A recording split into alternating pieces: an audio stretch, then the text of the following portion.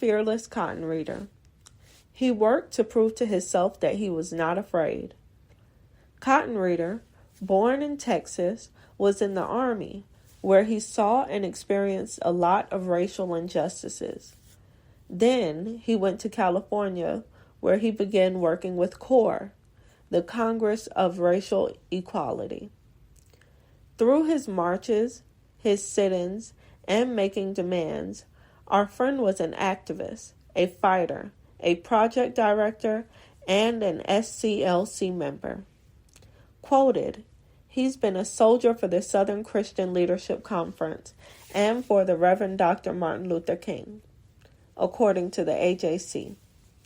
He looked back at the days when white men would lock the doors of the churches so his messages would not be heard.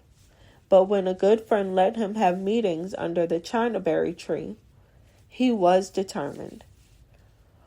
One of my favorite quotes from the freedom fighters, "Get ready because we are coming anyway." Cottonreader spent many years traveling to Alabama, Mississippi, Georgia, Tennessee, and Kentucky, participating in demonstrations, and he never wanted to stop, even if he had to be in a wheelchair to march. In 1965, he spent time with the Summer Community Organization and Political Education, or SCOPE, helping register 3,600 people to vote. You see, he had concerns with inequalities and voting, as he dealt with officers putting acid in the tear gas. Cottonreader spent 4.5 months in jail defending the special needs Tommy Lee Hines, charged with rape.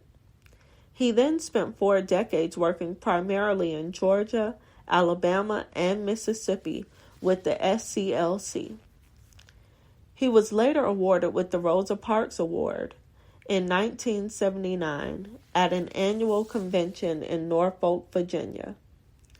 Also in the 70s, he became an ordained minister and even served several years as a minister at St. Paul Worship Center.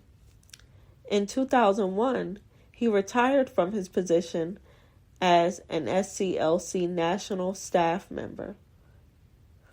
For the beloved of our history, the apostles of our freedom, Bishop Richard Allen, Bishop Frank Curtis Cummings, Sister Rosa Parks, Dr. Martin Luther King Jr., Dr. Joseph Lowry, Reverend C.T. Vivian, and Reverend R.B. Cottonreader, and all of our leaders to Zion. Let the people say, the Lord's name be praised.